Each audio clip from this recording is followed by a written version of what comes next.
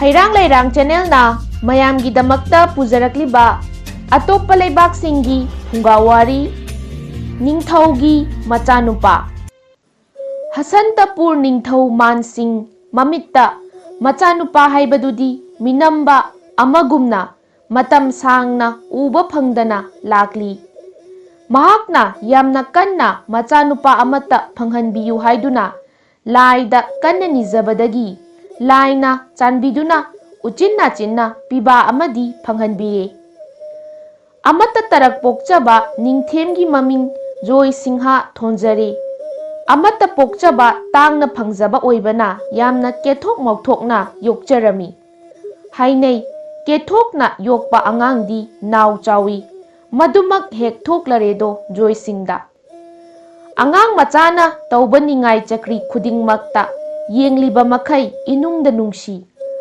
angang oiringaidagi mahakna haiba wa amatasu hiktoktana lakhibadagi yai khangladuna lamdamnaki amasung hayeng chaura phawbada madugi hainabidu thadokte angang joy singhana machinda amuktangbu haidokhraba wa masi mahakna tauba natraga tauhandaba sungyamak yaramde yadragana khatnaba phu chaibagi thabakta hekta taurami masigumba mahaki lamhenba lonjat asida mahaki apokpa ningthau khaknatana leibak miyam khangba yamna wanarami nongmadi leibak miyam khangba warakpadagi pulap hauduna ningthau mansingi manakta laklaga macha ibungogi miyot minegi maramda kaptedo khakai mathwai sokna paudamjai Ningthau mansing leibak miyamna amata oina haunaduna Machanupagi miyot minegi paudam asimaktana mathawai sokhi mahaki wakhalda aina kayam kuina ichagi hakan changduna leigani masigi damakta mahakna khwaidagi achauba mantri kaukhatlaga wa tanarami mantrina ningthaugi pukning phatharaga hairei iningthauna leibak miyamgi damak khanbiduna miyamgi awabada saruk yabiduna pukning nungnangbiribasi nanaisu khangjaido thoine hena wana khanbiruganu mahak angang yamna oiri mahak asi hauzik angang oiri mahai tamhanba gurujigi ashramda thabikhisi kuidana pumnamak koklaga halakchagani matomta mantrigi wa lauduna ningthau mansingha masamakna Machanupa Jaisinghagi Gurujigi manakta puduna lai ningthau masamak ashramda lengbirakpa uraga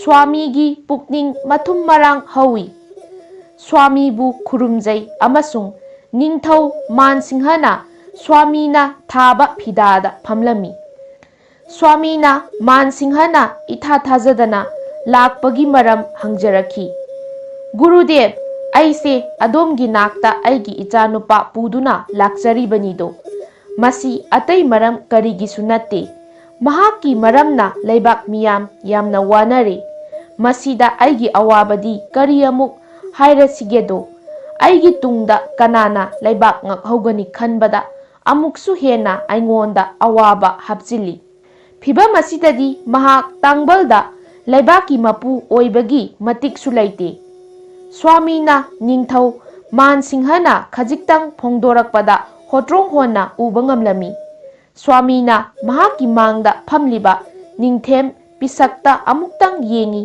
aduga amuk nokphet tauraga hairei iningthaubu adom thawai aduk wabiruganu ai iningthaugi pukningi awaba phajana khangjare haujikti adomgi ningthem apiksak aingonda khusannabiramle hairaga wakhal nungaina sanakonungda hanbikhrasi Gurudev aigi ichanupa asibu pharakhigadra laida thajaba thambiyu pukningna thajabiyu haujik adom nungaina sana sangaida lengbirasi Gurudev aihak adomgi maphamda chapchana thajaba thamjai ngasidagi hauna adom angang asigi mapani aphapata khudingmak lakpa matamda haujikti adomgini Adomna madugidamak kari thoina henna pukning nungnangbiroi iningthau nungaina iyum iranyai oiba sana konungda hanbikhrasi thabum ama pharaklaba matungda icha laubiraba yagani.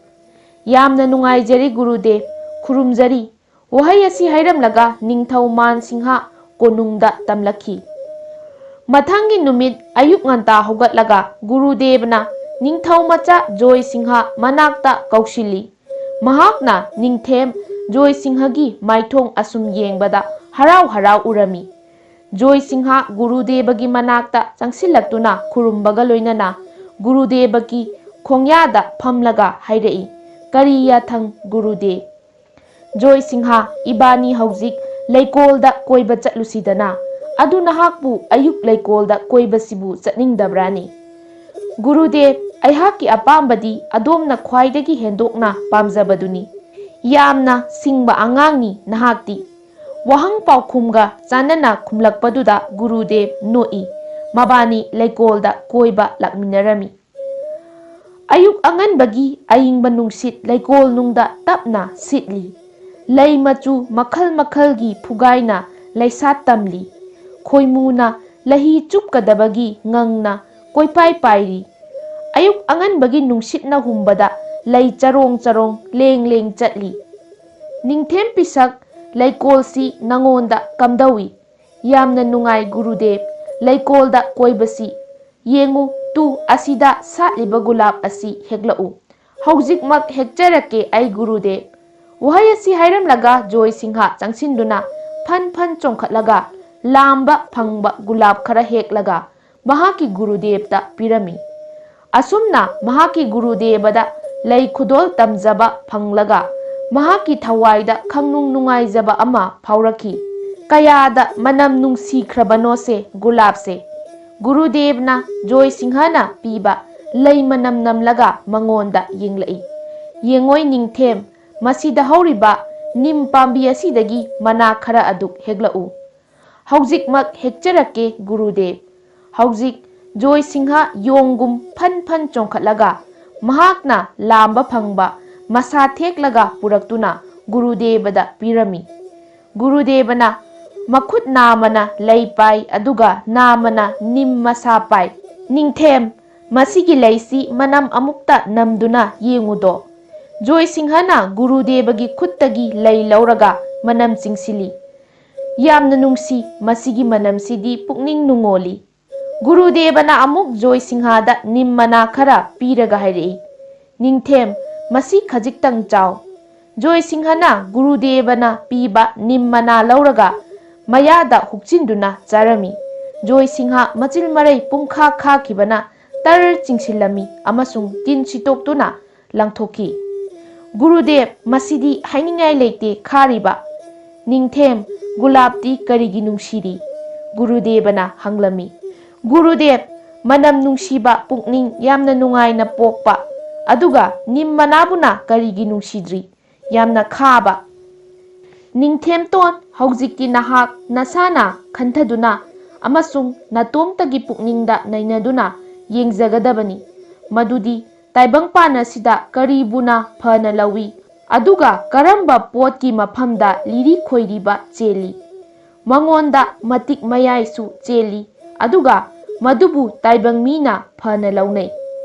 Taibang asida thoidokpa mida nungsiba nate haibasi mahaki manungi matik mayai amasung mangalduda nungsibani.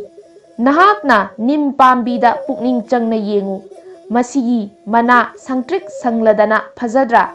Pambi asigi mana kayamna kungi amasung kayam urumlangi. Tawigumbasung masida athumba haibadudi saruk amata yaude.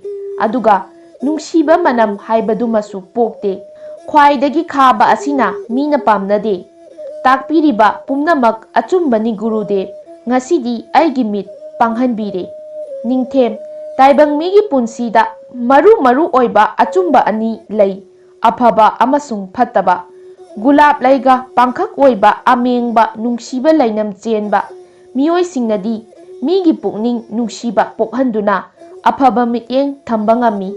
Aduga nim managumna khaba makhoi singdadi hangoiba chinda ngaihak thamningdana laktuna langthokningba phawi. Maram asina punsida aphaba thabak tau matik leiba mi oyu adu oirabadi nangonda mina nungsigani. ꯒꯨꯔꯨꯗꯦꯕ, ꯑꯗꯣꯝ ꯑꯆꯧꯕ ꯃꯤꯅꯤ꯫ ꯑꯗꯣꯝꯒꯤ ꯄꯥꯎꯇꯥꯛꯅ ꯑꯩꯒꯤ ꯃꯤꯠ ꯄꯥꯡꯍꯟꯕꯤꯔꯦ꯫ ꯍꯧꯖꯤꯛ ꯑꯩ ꯄꯨꯟꯁꯤꯗ ꯀꯩꯗꯧꯅꯨꯡꯗ ꯐꯠꯇꯕ ꯊꯕꯛ ꯇꯧꯖꯔꯔꯣꯏ꯫ ꯍꯩꯔꯥꯡ ꯂꯩꯔꯥꯡ ꯆꯦꯅꯦꯜꯅ ꯃꯌꯥꯝꯒꯤꯗꯃꯛꯇ ꯄꯨꯖꯔꯛꯂꯤꯕ ꯑꯇꯣꯞꯄ ꯂꯩꯕꯥꯛꯁꯤꯡꯒꯤ ꯐꯨꯡꯒꯥ ꯋꯥꯔꯤ ꯉꯁꯤꯒꯤ ꯑꯣꯏꯅꯗꯤ ꯃꯇꯥꯡ ꯁ꯭ꯋꯥꯏꯗ ꯂꯣꯏꯁꯤꯟꯖꯔꯦ꯫ ꯍꯌꯦꯡ ꯅꯨꯡꯉꯥꯏꯔꯕ ꯐꯨꯡꯒꯥ ꯋꯥꯔꯤꯁꯤꯡꯒ ꯂꯣꯏꯅꯅ ꯃꯌꯥꯝ ꯄꯨꯂꯞ ꯑꯃꯨꯛ ꯊꯦꯡꯅꯔꯁꯤ꯫